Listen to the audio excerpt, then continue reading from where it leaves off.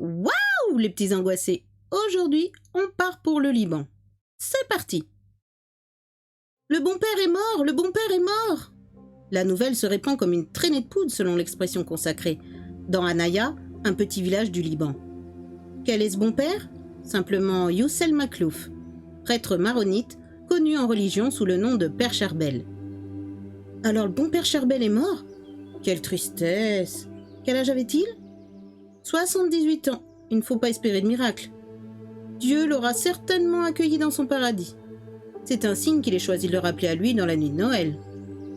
Sans doute, et même avec beaucoup plus d'honneur que les autres si l'on croit la suite de cette histoire, qui n'est en fait qu'une longue liste de témoignages. Le père Charbel avait depuis longtemps choisi de vivre en solitaire et de se consacrer à la prière dans un petit ermitage éloigné du village. Autour de lui, la montagne et les cèdres du Liban dont les ancêtres servirent, dit-on, à construire la charpente du temple de Salomon. Le supérieur de la communauté donne donc des ordres qui s'imposent. Nous allons déposer la dépouille mortelle de notre cher père Charbel dans le tombeau de la communauté, juste à côté de l'église. C'est ce qui est fait.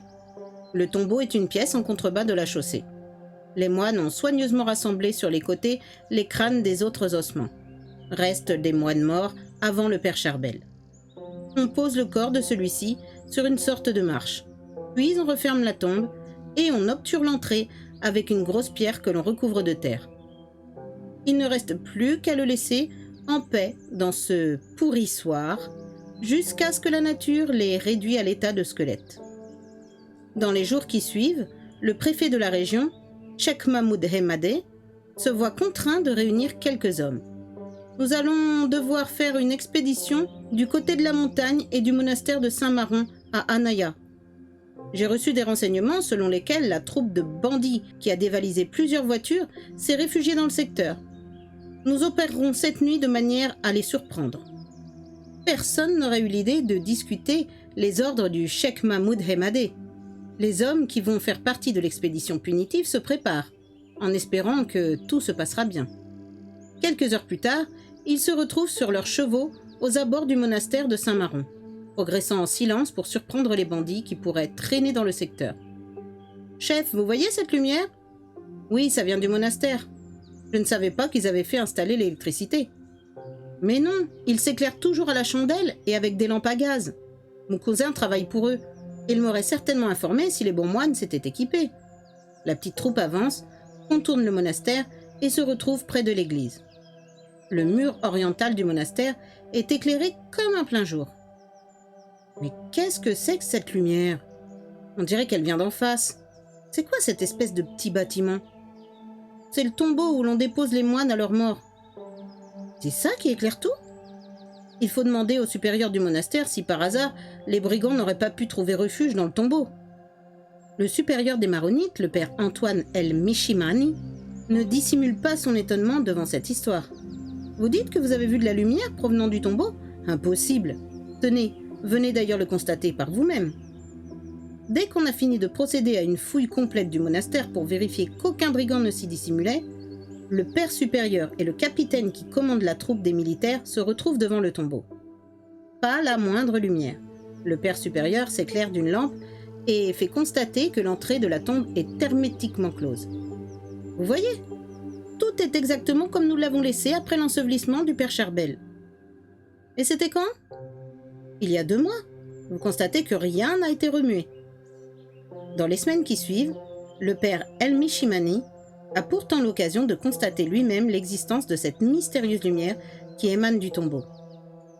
Mes frères, nous allons rouvrir la tombe pour examiner si par hasard quelque chose d'insolite ou même de diabolique ne se passerait pas dans l'enceinte même de notre monastère.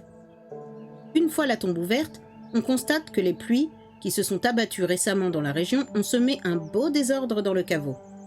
C'est rempli de boue, le corps du père Charbel flotte quasiment, et l'eau continue de tomber depuis la voûte. Le corps du père est recouvert de moisissures. Il faudrait l'en débarrasser. C'est ce que font les frères maronites avec respect. Une surprise les attend. Regardez le père. Son corps est aussi souple et lisse que le jour de sa mort. Pourtant, cela fait 3 mois et demi que nous l'avons enterré. Normalement, il aurait dû commencer à se putréfier. Regardez, ses bras et ses jambes sont toujours aussi souples. Et ses cheveux, sa barbe, pas le moindre signe de décomposition. C'est un miracle. Mon fils, mesurez vos paroles. Attendons un peu avant de parler de miracle.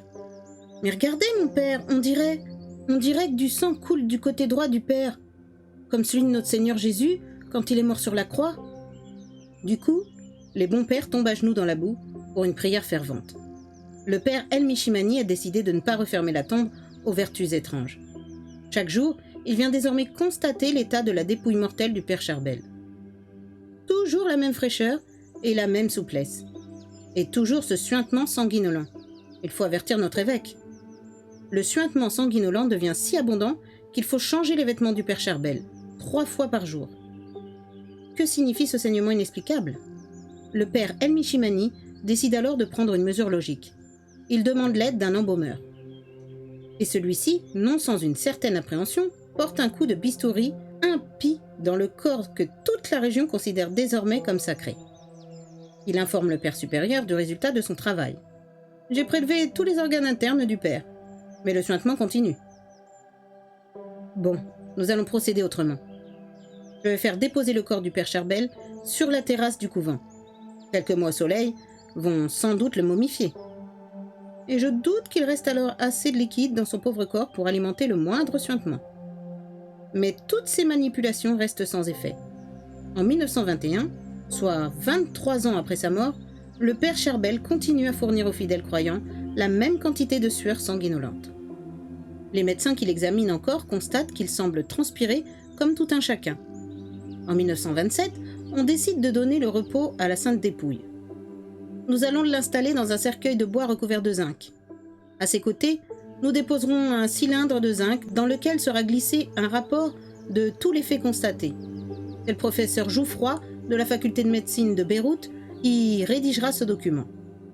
Ensuite, les frères creuseront une excavation dans le mur de la crypte et le cercueil y sera déposé, isolé du sol par 2 pierres. Nous l'incinérerons au cas où la sueur sanglante continuerait de se manifester.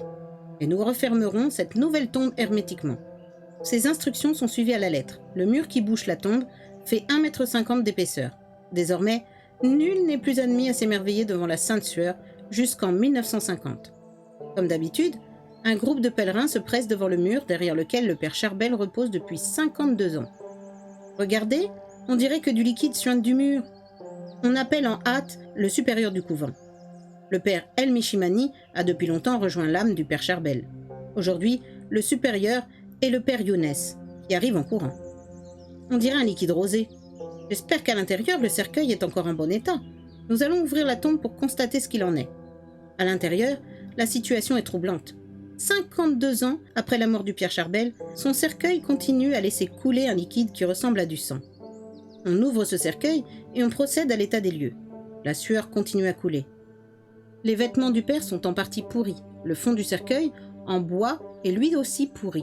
Le cercueil de zinc est en partie fendu. Tous les vêtements sont imbibés de cette sueur qui a un aspect céreux. Cette sueur s'est solidifiée sur différentes parties du corps. Le corps du père est toujours aussi souple. On met le Saint-Père, comme on l'appelait autrement, dans un nouveau cercueil 2 ans plus tard, en 1952, sous la pression de la ferveur populaire. On le ramène à la lumière pour une exposition publique pendant 18 jours. De nouveaux médecins examinent la dépouille incorruptible et y perdent leur latin. Dans leur rapport, ils avouent avoir constaté là un phénomène inexplicable et, disons-le, miraculeux. Ils se livrent à des calculs.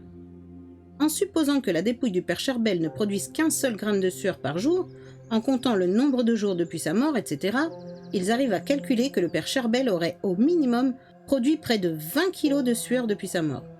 Or, il doit bien en exuder plus d'1 gramme. D'où provient cette centaine de kilos de sueur? On arrive au point crucial de l'histoire. Certains fabriquent déjà des médailles. Mais voilà qu'une Libanaise, torturée par des convulsions et des pertes de connaissance, tombe dans le coma. Quand elle reprend connaissance, elle dit avoir vu le père Charbel qui lui a recommandé, si elle est croyante, de se frotter la nuque avec l'huile qui va suinter d'une des médailles fabriquées par les marchands du temple. La malheureuse, condamnée par les médecins, obéit et elle guérit. La médaille miraculeuse, désormais, ne cesse de produire une huile que les Libanais se disputent. Après plus de 50 ans, d'examens et de procès, le père Charbel est devenu, en octobre 1977, le premier saint libanais. Il avait prédit au siècle dernier que les prières de ses fils sauveraient le Liban, qui serait progressivement libéré des invasions étrangères. Eh bien, c'est la fin de cette histoire. Pour le moins déconcertante. D'ailleurs, si vous le désirez, vous pouvez acquérir de cette huile miraculeuse sur le net. Bien sûr, il ne s'agit pas du suintement du père, mais d'une huile que les moines font brûler près du tombeau. À vous de lui prêter les vertus que vous voulez. Allez, à bientôt mes petits angoissés!